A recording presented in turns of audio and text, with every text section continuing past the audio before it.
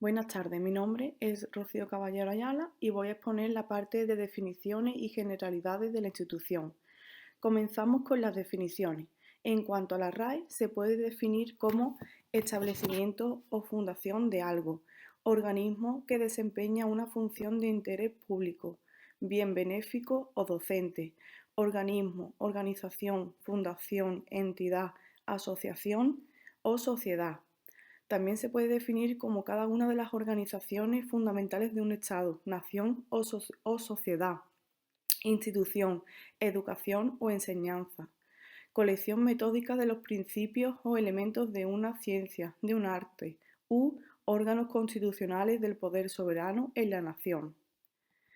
Pasando a las generalidades, entre las características encontramos que pueden ser de durabilidad, suelen ser estables en el tiempo y cambian de manera gradual. Normatividad, imponen normas y pautas de comportamiento que los individuos deben seguir. Finalidad, tienen un propósito específico como la educación, la justicia y la seguridad. Organización, están estructuradas y jerarquizadas para cumplimentar sus funciones. Y legitimidad, la sociedad las reconoce y las respeta, por lo cual tienen poder para regular la conducta. Como tipo de instituciones, en cuanto a su jurisdicción, pueden ser pública, privada o mixta. Y en cuanto a su área de ocupación o interés, las principales serían política, como aquellas instituciones que se encargan de regular el funcionamiento de la sociedad a escala regional, nacional e internacional, económica, las que regulan las relaciones económicas entre los diferentes actores sociales, educativa, que están orientadas a la educación y a la construcción del conocimiento, y por último, sociales y culturales, que se refiere a aquellas que regulan la vida social de las personas. Muchas gracias. Hola, ¿qué tal, compañeros y compañeras? Yo soy Héctor Pérez, residente de primer año de Medicina de Familia y Comunitaria. En esta ocasión vamos a hacer una aproximación histórica acerca de los centros residenciales para personas mayores en Andalucía. No es sino a partir del siglo XIX que podemos empezar a hablar de instituciones especializadas en acogida de personas mayores. Sin embargo, es a partir del siglo XX cuando aparecen los llamados asilos, los cuales han funcionado durante las tres primeras partes del siglo pasado. Los servicios y las prestaciones que brindan eran muy básicos y se limitaban a brindar vivienda, alimentación e higiene a quienes acudían a ellos en la medida que las condiciones socioeconómicas y de la época lo permitían.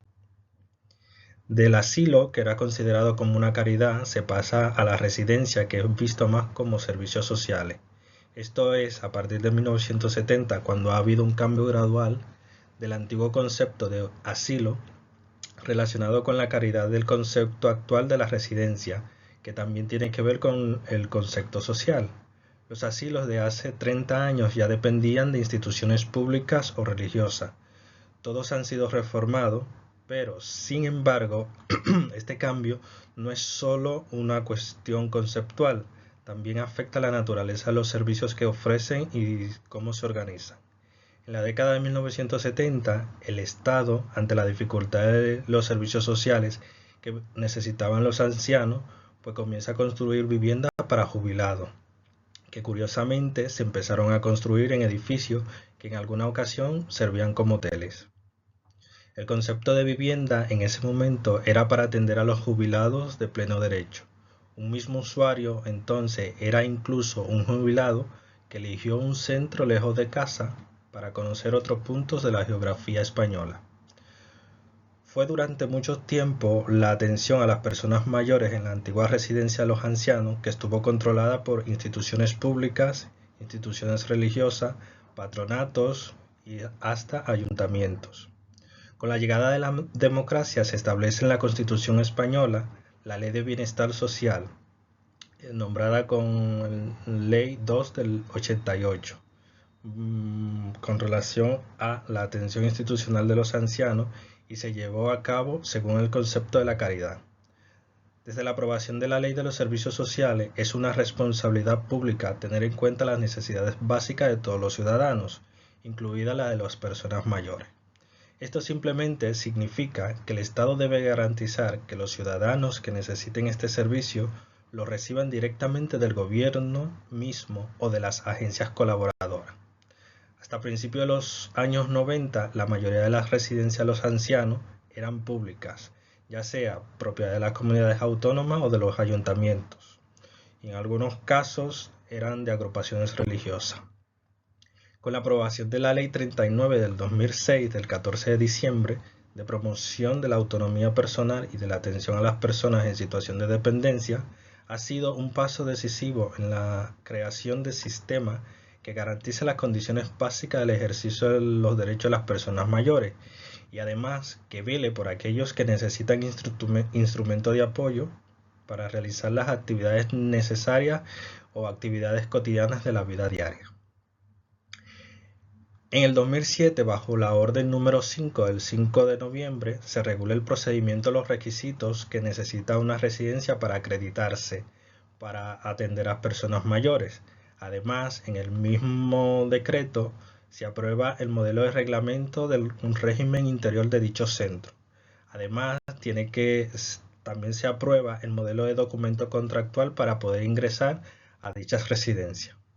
Publicado el decreto 168 del 2007, se regula el procedimiento para el reconocimiento de la situación de dependencia, además del derecho a las prestaciones del sistema para la autonomía y la atención a la dependencia, asimismo como para los órganos competentes para su valoración. En este mismo decreto también se establece la intensidad de la protección de los servicios, en cuyas disposiciones se determina la necesidad de los centros y de los servicios privados concertados, así como centros y servicios privados no concertados, las cuales tendrían que colaborar con el sistema en atención a personas en situaciones de dependencia. Bueno, yo soy Álvaro Hernández López y voy a hablar acerca de las ventajas de la institucionalización. Vamos a dividirlo en tres apartados. Vamos a comenzar hablando de la seguridad. Pues habrá una supervisión constante de estos pacientes, lo que llevará a una mayor seguridad para estos pacientes que tengan problemas de salud o discapacidades, ya que contarán con un personal y equipamiento especializado. También habrá un menor riesgo de caídas y lesiones, ya que muchos de estos adultos, pues estos pacientes ya frágiles o con patologías, pues viven solos y con lo que conlleva un mayor riesgo de caídas. Por esto contarán con un entorno adaptado, porque las residencias suelen estar diseñadas para prevenir pues estos accidentes que estamos mencionando, por ejemplo, con rampas adaptadas para las sillas de ruedas y otras comodidades. Y también habrá un mayor acceso a servicios médicos, ya que muchas de estas residencias cuentan con un personal sanitario propio, como enfermeros, médicos o psicólogos. En cuanto a la mejora de la calidad de la vida, pues por un lado va a haber una mejora en la nutrición, ya que muchos de estos ya adultos con diversas patologías no se pueden valer de sí mismos para cocinar. Entonces, en estas residencias será un seguimiento de la dieta y la nutrición adecuada. También hay asistencia y cuidados para actividades básicas de la vida diaria, como son el aseo, como hemos dicho ya, la cocina o el baño. También se hace una mejora en la gestión de los medicamentos. Esto es muy importante en estos pacientes que son ya pluripatológicos y están polimedicados. Se lleva un control adecuado de la medicación que necesitan. También es muy importante el apartado de la compañía y la socialización. Estos pacientes muchas veces, sobre todo los que viven solos, pues caen en un aislamiento que empeora su estado basal. Entonces, para prevenir este aislamiento social, pues favorece que socialicen con otros internos y también participan en actividades para que se mantengan activos y realicen el ejercicio físico necesario. Y por otra parte, también hay terapias especializadas, como pueden ser programas de rehabilitación o talleres y actividades cognitivas que están diseñadas para estimular a personas mayores o personas con distintas patologías. Y por último, y muy importante, el apoyo para la familia. Habrá una tranquilidad para los familiares de estos pacientes, ya que saben que estos pacientes que están internos en la residencia pues están en un entorno seguro, con vigilancia y atención constante. Y esto supondrá pues un alivio para la carga del cuidador. Va a reducir la presión emocional y física, ya que van a tener la tranquilidad de, como hemos dicho, pues de que están en un ambiente seguro y están vigilados y adaptados para las necesidades que ellos tengan. Bueno, vamos a desarrollar ahora brevemente las desventajas de la institucionalización, que las tiene y que nosotros las hemos dividido, como veis ahí, en tres grandes grupos. Por un lado, las que van a depender del individuo institucionalizado, las que tienen que ver con el ámbito económico y por otro lado las inherentes a la propia institución, a la entidad como tal. En cuanto a las desventajas que afectan o depende del individuo, tenemos fundamentalmente y principalmente lo que es el aislamiento social o la soledad. Es posible que el individuo, al ser institucionalizado, bien por sus características, por su propio carácter, bien porque padezca algún tipo de enfermedad o simplemente porque al llegar a un sitio nuevo le cuesta integrarse en la dinámica del sitio, pues puede aparecer esa sensación de soledad que si no se corrige a tiempo puede ser causa per se o incluso agravar cuadros de ansiedad y de depresión. También se ha visto que este tipo de aislamiento va a desarrollar el deterioro cognitivo y además va a elevar muchísimo los niveles de estrés, incluso llegando a afectar lo que es la propia autoestima del usuario. Otra de las desventajas, como vemos ahí, que anotamos, es la posible falta de interacción social con otras personas fuera del ámbito de la institución. El usuario única y exclusivamente se relaciona con el personal de la entidad y en este caso otros usuarios y deja de tener relaciones con el exterior. Y finalmente, pues hablamos ahí de lo que es la pérdida de la autonomía personal. Pues ¿por qué? Como veis ahí, porque hay una libertad limitada, el paciente está sometido a ciertos horarios y ciertas rutinas, porque el paciente, el cliente o usuario no va a tomar decisiones de per se, sino que va a depender de unas terceras personas para hacerlo, que en ocasiones el usuario va a depender del personal para las que son actividades básicas y cuidados, y por otro lado, pues eso, todo eso va a conllevar que puede tener un impacto importante a nivel de su bienestar mental. En cuanto al tema económico, si hablamos de las desventajas, pues tenemos que destacar que por un lado que el ingreso en este tipo de entidades pues, suele tener un coste más o menos elevado para el sujeto y para la familia.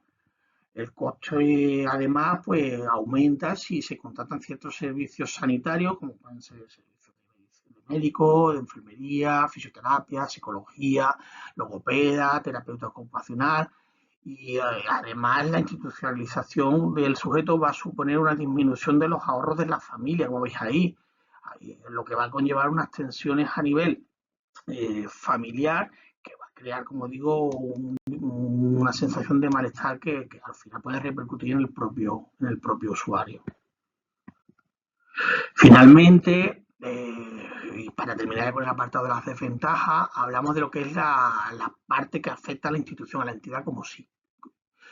En cuanto a la calidad de atención y apoyo, está claro que una entidad en la que el ratio trabajador, número de usuarios es pequeña, va a tener mejor calidad de servicio que a la inversa.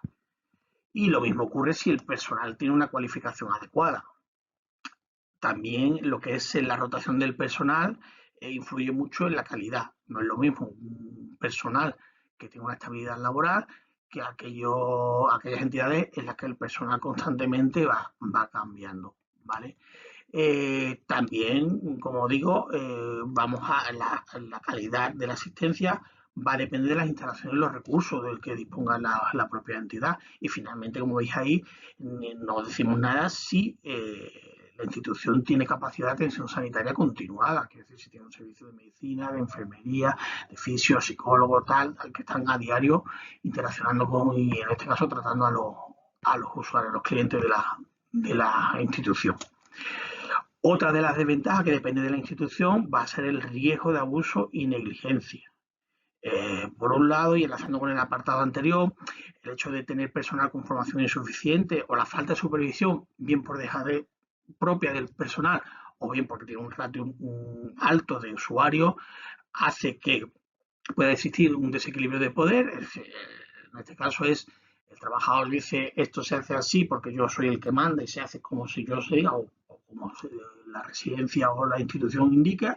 Y por otro lado, la falta de comprensión y empatía y el hecho de no proporcionar los cuidados básicos, como dije ahí, no proporcionar, perdón, lo que es un soporte nutricional, una atención médica, higiene, y eso pues, es una de las, en este caso, de las desventajas importantes que nos podemos encontrar. Bueno, nosotros vamos a analizar la situación actual de las residencias mayores en el área de gestión sanitaria de Osuna. Como introducción, pues el nuevo modelo que se plantea de atención sanitaria de residencias de mayores persigue mejorar la atención sanitaria de los mayores que viven en esta residencia. Pretende fomentar el trabajo conjunto y la colaboración entre los profesionales sanitarios y los trabajadores de la residencia que no son sanitarios. Los centros residenciales de personas mayores normalmente han de tener asignado un equipo de atención primaria, que esta coordinación entre el personal sanitario y los centros de residencia se hacen entre la enfermera gestora de casos o enfermero y el equipo de atención primaria de referencia. El objetivo de nuestro nuevo modelo es mejorar la calidad y seguridad asistencial a este tipo de pacientes y además mejorar, pues, por ende, su estado de salud, la autonomía y la funcionalidad de estos.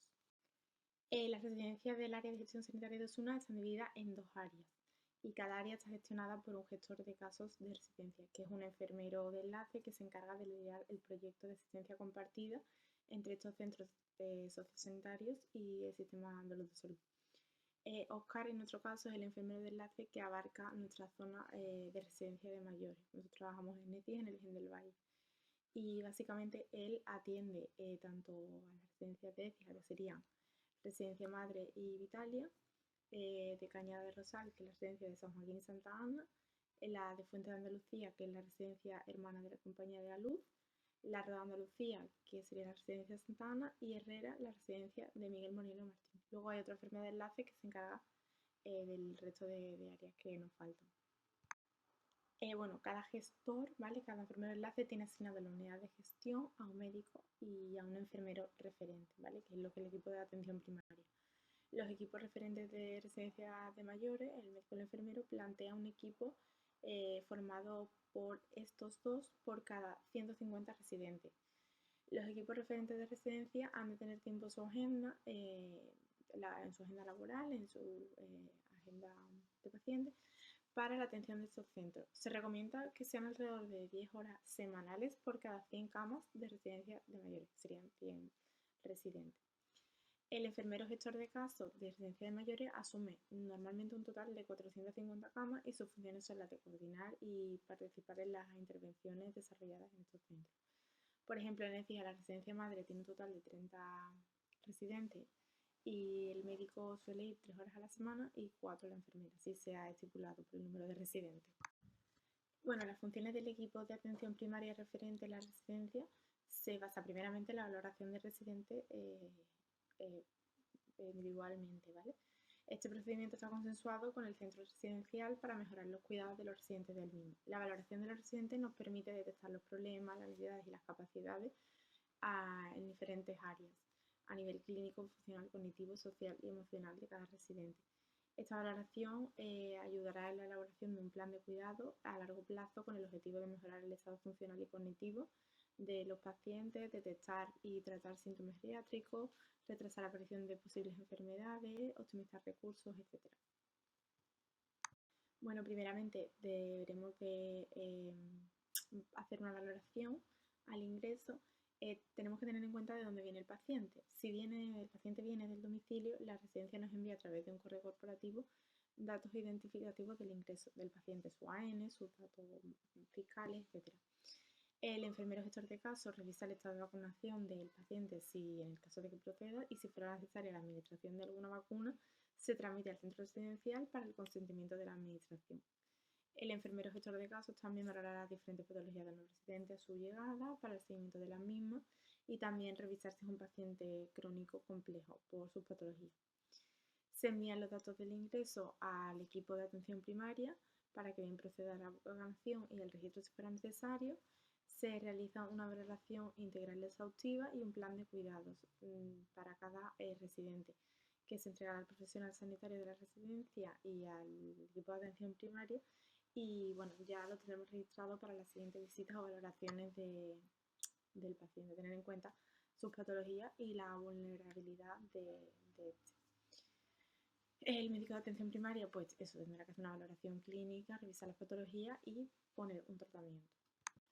La valoración al ingreso también se puede hacer o bien desde el hospital, que el paciente venga directamente del hospital, se comunica el alta del residente, se revisan los datos del alta, de la historia antes del ingreso y se actualizan después del ingreso y el resto del procedimiento sería igual que el del primer punto. Y bueno, si viene de la residencia, pues sería igual que si viene de domicilio realmente. Bueno, la valoración anual se realizará realmente una valoración integral exhaustiva, normalmente una vez al año, o si hay cambios en el estado de salud del residente se puede realizar más de una vez al año. También se realizan cuidados a pacientes en la residencia, donde se establecen los problemas actuales y potenciales del residente que lo hacen más vulnerable, y siempre se realizará un plan de cuidados individualizado por cada paciente que se entregará a los profesionales del centro residencial, ¿vale? A los cuidadores. Este procedimiento se debe de estar continuamente actualizándose. Por ejemplo, tras alta de ingreso hospitalario debemos tener en cuenta los nuevos juicios clínicos que pueden tener pacientes, nuevas patologías.